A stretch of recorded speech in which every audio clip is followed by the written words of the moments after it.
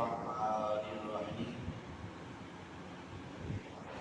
وإن امرأة خافت من بعلها نشوزا أو إعراضا فلا جناح عليهما أن يصلحا بينهما صلحا والصلح خير وأحضرت الأنفس الشح وإن تحسنوا وتتقوا فإن الله كان بما تعملون خبيرا صدق الله العلي العظيم إن الله وملائكته يصلون على النبي يا أيها الذين آمنوا صلوا عليه وسلموا تسليما الصلاة والسلام عليك يا سيدي يا رسول الله وعلى آلك وأصحابك يا سيدي يا حبيب الله الصلاة والسلام عليك يا سيدي يا نبي الله وعلى آلك وأصحابك يا سيدي يا نور الله الصلاة والسلام عليك يا سيدي يا رحمة للعالمين وعلى آلك وأصحابك يا سيدي يا خاتم النبيين مولاي صل وسلم دائما أبدا على حبيبك خير الخلق كلهم هو الحبيب الذي ترجى شفاعته لكل هول من الأهوال مقتحم يا رب بالمصطفى بلغ مقاصدنا واغفر لنا ما مضى يا واسع الكرم۔ سورہ النساء کی ایک آیت پاک تلاوت کی ہے جس میں اللہ خالق کائنات جل مجدہ الکریم ارشاد فرماتا ہے وَإِنِ امْرَأَةٌ خَافَتْ مِنْ بَعْلِهَا نُشُوزًا أَوْ إِعْرَاضًا، اور اگر وہ عورت جو اپنے شوہر سے سختی یا منہ پھیرنے کا خوف رکھے فلا جناح علیہما، ان دونوں پر کوئی گناہ کوئی حرج نہیں ہے ان یصلحا بینہما صلحا، کہ وہ دونوں آپس میں صلح کر دیں، والصلح خیر، اور صلح ہی میں بھلائی ہے، وَأُحْضِرَتِ الْأَنفُسُ الشُّحَّ، اور دل لالچ کے پردے میں ہے، وَإِن تُحْسِنُوا وَتَتَّقُوا، اور اگر تم نیکی کرو اور تقوی اختیار کرو فَإِنَّ اللَّهَ كَانَ بِمَا تَعْمَلُونَ خَبِيرًا، بے شک اللہ تعالیٰ ان اعمال سے باخبر ہے جو تم کرتے ہو۔ یہ آیت پاک حضرت خولہ بنت محمد بن مسلمہ رضی اللہ تعالی عنہ کے حق میں نازل ہوئی۔ آیت پاک کا ایک مختصر خاکہ یہ ہے کہ اگر کسی عورت کو اپنے شوہر کی سختیوں اور شوہر کی روگردانیوں کی شکایت ہو اور اسے ہر وقت اس بات کا خطرہ اور خوف لگا ہو کہ یہ کسی وقت مجھے طلاق دے کر فارغ نہ کر دے، تو اس عورت اور اس شخص پر کسی قسم کی کوئی حرج اور کوئی گناہ نہیں ہے کہ وہ اس حد تک پہنچنے سے پہلے آپس میں بیٹھ کر کسی بات پر صلح کر لیں، اور ہر ایک معاملے میں جو صلح ہے اور تصفیہ ہے اس کے اندر اللہ تعالیٰ نے خیر اور بھلائی ہی بھلائی رکھی ہوئی ہے۔ حضرت خولہ بنت محمد بن مسلمہ، ان کے ساتھ حضرت سعد بن ربیع رضی اللہ تعالی عنہ نے نکاح کیا، اور اس وقت نکاح کیا جب یہ بالکل جوان تھی، اور جب وقت گزرتے گزرتے ان کے اوپر بڑھاپے کے آثار ظاہر ہونے لگے تو حضرت سعد بن ربیع رضی اللہ تعالی عنہ نے ایک دوسری नौजवान खातून के साथ निकाह कर लिया और उसकी तरफ वो ज़्यादा मुतवज्जे हो गए और इनकी तरफ तवज्जो को कम कर दिया, तो ये नबी करीम अलैहिस्सलाम की बारगाह में हाजिर हुई और इन्होंने आकर अपना ये सारा मामला हुजूर की बारगाह में अर्ज़ किया। तो उस वक़्त ये आयत पाक नाजिल हो गई कि अगर किसी औरत को अपने शोहर की नाफरमानी और सख्ती का कोई खदशा हो तो वो दोनों आपस में बैठकर किसी बात पर सुलह कर लें, और सुलह इस बात में करें कि अगर वो औरत इस बात पे राज़ी हो जाए कि अगर शोहर दूसरी औरत को रखना चाहता है तो बिल्कुल रखे, लेकिन वो उसके हुकूक को पूरा करे, उसके नानो नफ़क़ा की जो जिम्मेदारियाँ उस पर हैं वो उनको पूरा करे। और अगर तलाक दिए बगैर घर में रख कर दूसरी ज़ौजा के साथ भी ज़िंदगी गुजारना मुमकिन है तो वो गुजारे, और अगर वो छोड़ना चाहे तो फिर औरत इस बात का मुतालबा करे जिसे हम शरीयत और फ़िक़्ह की इस्तिलाह के अंदर खुला कहते हैं, कि औरत इस बात का तकाजा करे कि तुम मुझे मेरा हक महर जो मुकर्रर किया गया था वो पूरा पूरा अदा कर दो, और ठीक है तुम मुझे जो है वो तलाक दे दो, और जो दूसरी खातून तुम रखना चाहते हो उसको रख लो, या इस बात पर सुलह हो जाए। जैसा कि नबी करीम अलैहिस्सलाम के अहद रिसालत के अंदर आपकी हयात मुबारका में ऐसा हुआ।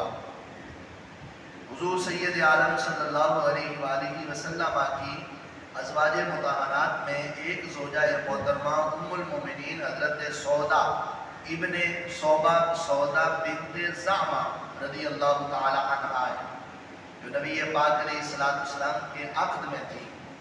इनके बाद नबी अलैहिस्सलाम ने हज़रत उम्मुल मोमिनीन सैयदा आयशा सिद्दीक़ा रज़ी अल्लाहु ताला अन्हा के साथ निकाह किया। तो जब नबी पाक अलैहिस्सलाम ने उम्मुल मोमिनीन हज़रत सैयदा आयशा रज़ी अल्लाहु ताला अन्हा के साथ निकाह करना चाहा तो ये हुजूर की बारगाह में आ गई, और उस वक़्त वकानत कबीरतुन मुसिन्नतुन, ये ज़रा बुढ़ापे की उम्र के अंदर थी हज़रत सौदा बिन्ते ज़ामा। तो नबी पाक अलैहिस्सलाम की बारगाह में इन्होंने आकर अर्ज़ किया, या रसूलल्लाह सल्लल्लाहु अलैहि वसल्लम, मैं आपकी बारगाह में आपकी खिदमत में ये अर्ज़ करना चाहती हूँ कि आप मुझे छोड़िएगा मत, आप मुझे तलाक ना दीजिएगा, मुझे आप अपने पास रखें, मुझे आप जैसे फरमाएंगे मैं वैसे ही करूँगी। अगर आप मुझे तलाक दे देंगे तो मेरा आपके साथ ताल्लुक़ ख़त्म हो जाएगा। उम्मुल मोमिनीन उम्महातुल मोमिनीन को तो यही तो सबसे बड़ा एजाज़ हासिल था कि वो सरकार दो आलम सल्लल्लाहु अलैहि वसल्लम के अक़द में हुआ करती थी, और जो हुज़ूर अलैहिस्सलाम के अक़द में जो खातून एक मरतबा आ गई, अल्लाह का कुरान कहता है कि वमन यक़नुत मिनकुन्ना लिल्लाहि व रसूलिही व तअमल सालिहन नुअतिहा अजरहा मर्रतैन। आगे अल्लाह ताला इरशाद फरमाता है वलस्तुन्ना फिल आलमीन अहदा। अल्लाह ताला फरमाता है कि जहान के अंदर उस औरत के मर्तबे और मकाम को कोई खातून नहीं पहुंच सकती जो एक मरतबा सरकार दो आलम सल्लल्लाहु अलैहि वसल्लम के अक़द मुबारक में आ गई। वो इतना बड़ा एजाज़ था। उन्होंने अर्ज़ किया, या रसूलल्लाह, इस बात का कोई खौफ नहीं है और किसी चीज़ का कोई गम नहीं है, कोई खौफ नहीं है, इस बात का खौफ ज़रूर है कि आपके साथ मेरा जो ताल्लुक़ कायम है ये ताल्लुक़ ख़त्म हो जाएगा। आप मुझे जैसे फरमाएंगे मैं वैसे ही करूँगी। मैं अपनी बारी हज़रत उम्मुल मोमिनीन हज़रत सैयदा आयशा को दे दूँगी और आपकी खिदमत में रहूँगी, आप मुझे तलाक ना दीजिएगा। नबी पाक अलैहिस्सलाम ने उनकी इस दरख्वास्त को कबूल फरमा लिया, और हज़रत उम्मुल मोमिनीन सैयदा आयशा सिद्दीक़ा तय्यबा ताहिरा रज़ियल्लाहु ताला अन्हा के साथ जब हुज़ूर अलैहिस्सलाम ने निकाह फरमाया तो फिर हुज़ूर अलैहिस्सलाम एक दिन फिर हज़रत उम्मुल मोमिनीन हज़रत आयशा सिद्दीक़ा रज़ियल्लाहु ताला अन्हा के पास जाते, और फिर एक दिन नबी पाक अलैहिस्सलाम हज़रत सौदा बिन्ते ज़ामा के पास जाते। हुज़ूर अलैहिस्सलाम ने इन्हें अपने आँख में भी रखा, ان کی فرمائش کو اور ان کی گزارش کو بھی پورا کیا، اور حضرت سیدہ عائشہ رضی اللہ تعالیٰ عنہ کے ساتھ عقد بھی کیا۔ وَالصُّلْحُ خَيْرٌ، یہی صلح ہے کہ اسلام کتنا ایک اعلیٰ دین اور اعلیٰ مذہب ہے کہ جہاں بد امنی اور جو ہے وہ صورتحال ناگوار ناخوش جو ہے وہ حالات کے اندر جا رہی ہو، وہاں کتنا بہترین درس اسلام کا ہے کہ اگر تم اس خاتون کو طلاق نہ دو اور اسے اپنے پاس ہی رکھو اور اس کے ساتھ صلح کر لو، اور صلح یہ ہے کہ تم جیسے اس کو راضی کرنا چاہتے ہو اسے راضی کرو اور اسے اپنے عقد کے اندر رکھو۔ یہاں معاملہ بالکل اس کے برعکس چل رہا ہوتا ہے، ذرا سی بات ہوئی نہیں، ڈنڈا سوٹا لے کر چل بھائی گھر سے ہی نکل جا، تیرا تو یہاں کام ہی کوئی نہیں ہے، بالکل الٹ جو ہے وہ تمہارا معاشرہ اس میں چل رہا ہے۔ تو بھلائی اسی کام کے اندر ہے کہ جو کام اللہ اور اللہ کے رسول صلی اللہ علیہ وسلم کے فرمان کے مطابق اور اللہ کے فیصلے کے مطابق کیا جائے۔ حضرت امام اسماعیل حقی رحمۃ اللہ تعالیٰ علیہ نے اس آیت پاک کے تحت امام جلال الدین سیوطی رحمۃ اللہ تعالیٰ علیہ کا ایک قول نقل کیا، اور امام جلال الدین سیوطی علیہ رحمہ کی کتاب ہے احسن المخادرہ فی احوال مصر والقاہرہ۔ اس کتاب کے اندر حضرت امام جلال الدین سیوطی علیہ رحمہ نے لکھا، اور آپ نے فرمایا کہ میں نبی پاک علیہ السلام کے ہر امتی کو یہ پیغام دینا چاہتا ہوں کہ اگر کوئی عام شخص ہے تو وہ اگر میرے بتائے ہوئے اس نسخے پر عمل کر لے گا تو وہ عام نہیں رہے گا، اللہ تعالیٰ اسے وقت کا ابدال بنا دے گا۔ حضرت امام جلال الدین سیوطی علیہ الرحمہ نے لکھا، اور فرماتے ہیں کہ وہ کیا ہے کہ ان شیطان تصیر من الابدال فحب الخلق الى بعد خلق الاطفال، کہ اگر تو ابدال بننا چاہتا ہے تو اپنے اندر وہ صفتیں پیدا کر لے جو بچوں کے اندر ہوتی ہیں۔ حضرت امام جلال الدین سیوطی علیہ الرحمہ نے لکھا، اور فرماتے ہیں کہ بچوں کے اندر 5 خصلتیں اور 5 عادات ایسی ہوتی ہیں کہ لو کانت فی الکبار لکانوا ابدالا، کہ اگر بڑوں کے اندر وہ صفتیں آ جائیں تو وہ بڑے عام نہ رہیں، وہ وقت کے ابدال بن جائیں۔ اور فرمایا کہ ان میں پہلی صفت بچوں میں یہ ہوتی ہے کہ لا یہتمون للرزق، وہ کبھی بھی اپنے رزق کا اہتمام نہیں کرتے۔ بچے کو اگر کوئی چیز دے دی جائے تو وہ اسی وقت کھا پی کر اس کو اڑا کر، بے شک وہ 2 دن کی خوراک کو ایک ہی لمحے کے اندر اس کو اڑا کر فارغ کر دے گا، کچھ ضائع کر دے گا، کچھ کھا لے گا، اسے یہ فکر نہیں ہے کہ میں نے کل کیا کھانا ہے۔ لا یہتمون للرزق، وہ رزق کا اہتمام نہیں کرتے۔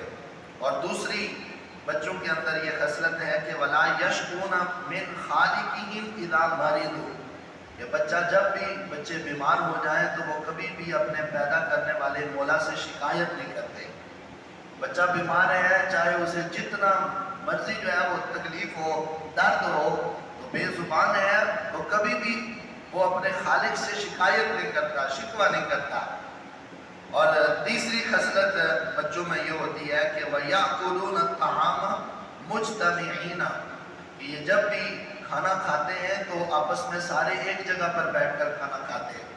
بچوں کے اندر ایک فطرتی طور پر یہ چیز ہے کہ وہ اگر 2 ہیں 3 ہیں تو وہ اپنی اپنی جو ہے وہ پلیٹ لے کر اپنا کھانا لے کر آپس میں بیٹھیں گے اور بیٹھ کر جو ہے وہ کھانا کھائیں گے، یہ بچوں کی عادت ہے۔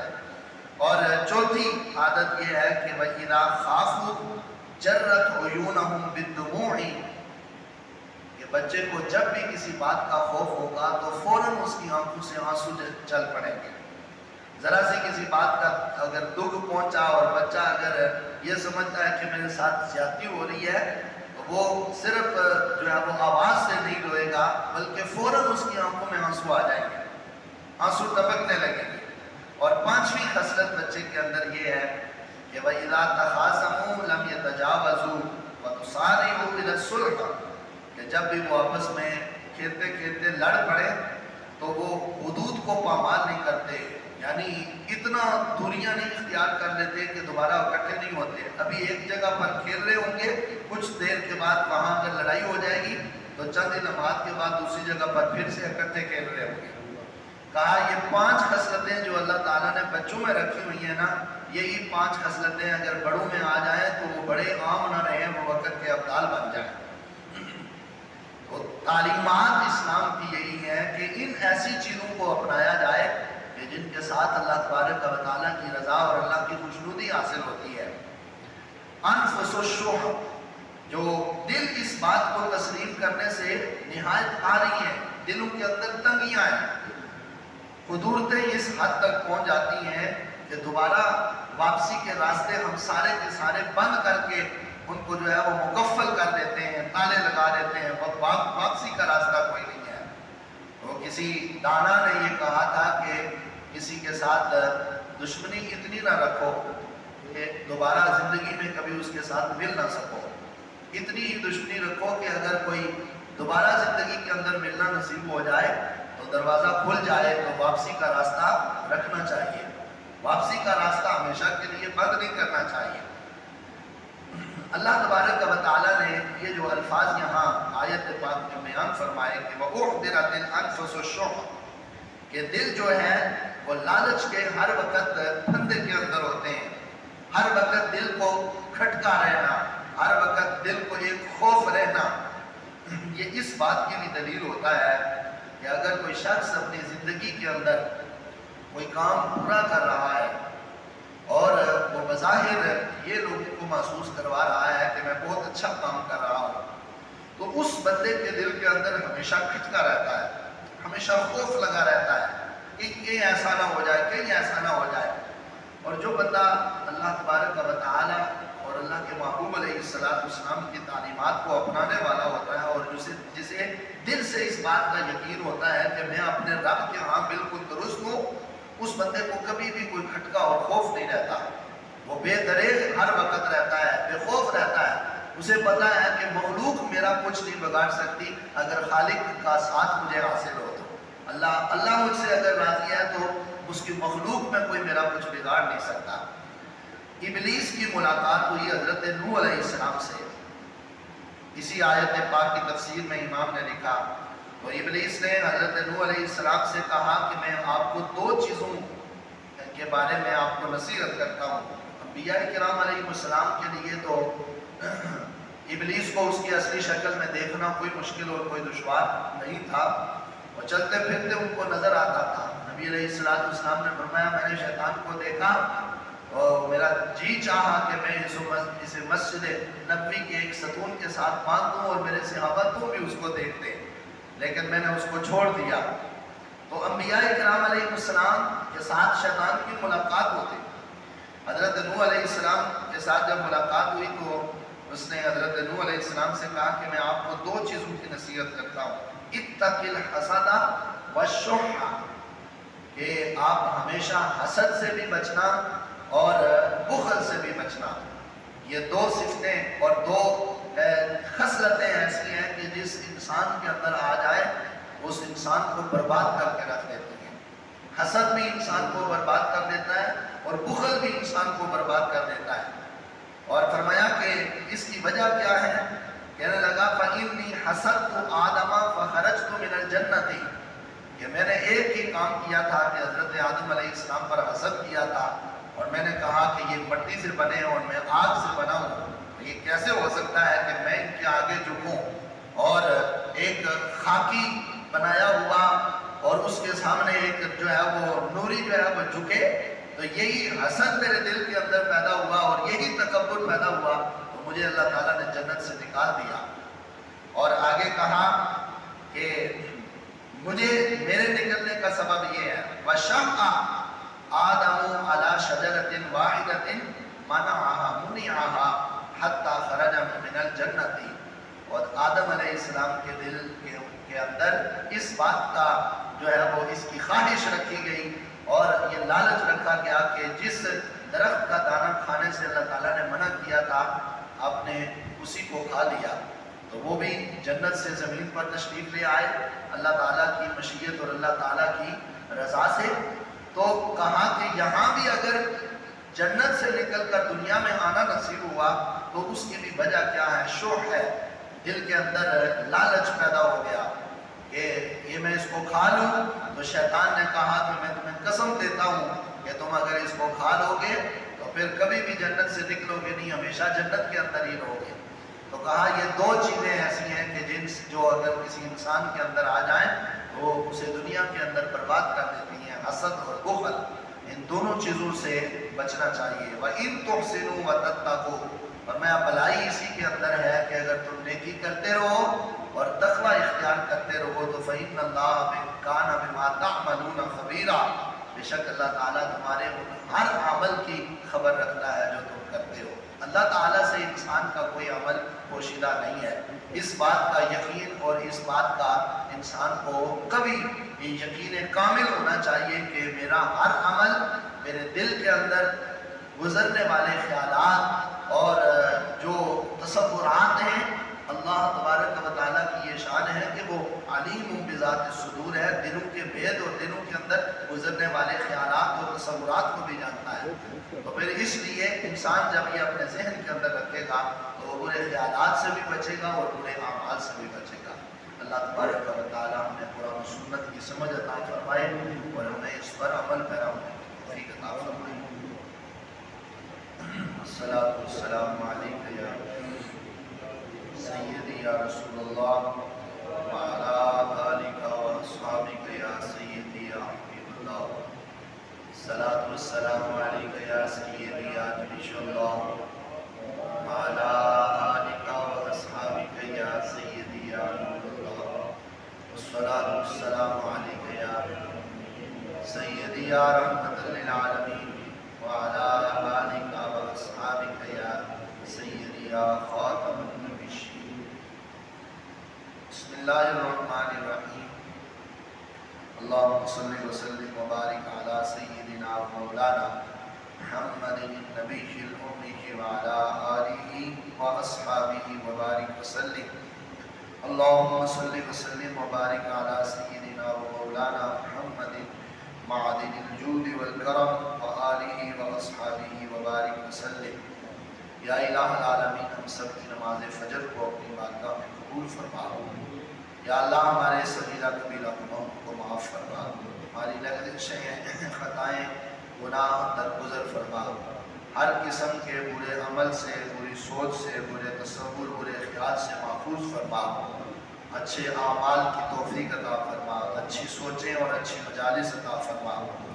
نبی پاک علیہ السلام کے نالین کا صدقہ اللہ ہمیں حسد سے، بخل کی نجاست سے، غیبت چغلی کی نجاست سے، بری خصلتوں سے محفوظ فرما. نبی علیہ السلام کے نالین کا واسطہ اے اللہ ہمارے ظاہر اور ہمارے باطن کی اصلاح فرما. تو ہمارے عقائد اور ہماری نظریات کی اصلاح فرما. نبی پاک علیہ السلام کی سچی محبت اور کامل اتباع عطا فرما. غلامی رسول میں جینا اور مرنا نصیب فرما. نبی پاک صلی اللہ علیہ وسلم کی عزت و ناموس پر زندگی کے ہر سانس کے ساتھ پہرا دینے کی توفیق عطا فرما. یا اللہ نبی پاک صلی اللہ علیہ وسلم کے توسل سے ہم حاضرین میں، ہمارے اعزاء و اقرباء میں، والدین میں، نمازی احباب میں جتنے لوگ بیمار ہیں، گھروں میں، ہسپتالوں میں، ہمارے اعزاء و اقرباء میں، اے اللہ سب کو شفا عطا فرما. ظاہری، روحانی، جسمانی پریشانیاں، بیماریاں دور فرما. صحت کاملہ عاجلہ نافع عطا فرما. یا اللہ ہر تنگ دست کی تنگ دستی کو دور فرما، ہر دکھی کے دکھ کو دور فرما. اے اللہ ہر پریشان حال کی پریشانی کو آسانی میں تبدیل فرما. جو لوگ کاروباری، تجارتی معاملات میں، گھریلو معاملات میں، اپنی اولاد کے رشتوں کے سلسلے میں پریشان ہیں، میرے اللہ اپنے محبوب کے نالین کا واسطہ سب کے لیے بہتر اسباب پیدا فرما. رزق کے حلال میں خوشحالیاں عطا فرما. لقمہ حرام سے ہمیشہ کے لیے محفوظ فرما. رزق کے حلال کمانے، کھانے، کھلانے، اپنی راہ میں خرچ کرنے کی توفیق عطا فرما. اور جو تیری راہ میں خرچ کرتے ہیں اللہ ان کو اور مالا مال فرما. جو تیرے گھر کی خدمت کرتے ہیں اللہ تو ان کے گھروں کو آباد و شاد فرما. رسول کریم صلی اللہ علیہ وسلم کے نالین مقدس کا صدقہ ہم سب کا خاتمہ بالایمان اور خاتمہ بالخیر فرما. مرتے وقت ہماری زبانوں پر کلمہ طیبہ جاری فرما، اٹھتے وقت اپنے محبوب کریم علیہ السلام کی شفاعت کبریٰ عطا فرما۔ میرے مولا اپنے پیارے محبوب علیہ السلام کے نالین کا صدقہ، سید عالم صلی اللہ علیہ وسلم کے صحابہ کی قربانیوں کا واسطہ اور اعلیٰ شہادتوں کا واسطہ، اے اللہ فلسطین کے مظلوم مسلمانوں کے لیے ان کی مدد کے بہتر اسباب پیدا فرما۔ یا اللہ فلسطین کے مظلوم مسلمانوں کی مدد فرما، اے اللہ ظالموں کو عبرتناک سزا عطا فرما۔ اے اللہ ان فلسطین کے مظلوم نہتے مسلمانوں کو، اے اللہ اسرائیلی درندوں کے ظلم اور تشدد اور بربریت سے محفوظ فرما۔ نبی پاک علیہ السلام کے دامن کرم کا واسطہ، یا اللہ اسرائیل جیسے درندوں کو دنیا کے اندر ہی ذلت اور رسوائی عطا فرما۔ اے اللہ ان کو پست فرما، ان کے قدموں کے اندر تزلزل پیدا فرما۔ میرے اللہ اپنے محبوب علیہ السلام کے نالین کا صدقہ حضور کے سچے غلاموں کو ہر محاذ پر فتح نصیب فرما، کامیابی نصیب فرما۔ اللہم ربنا تقبل منا انک انت السمیع العلیم وتب علینا انک انت التواب الرحیم۔ صلی اللہ تعالی علی حبیبہ سیدنا و مولانا محمد و آلہ و صحبہ اجمعین۔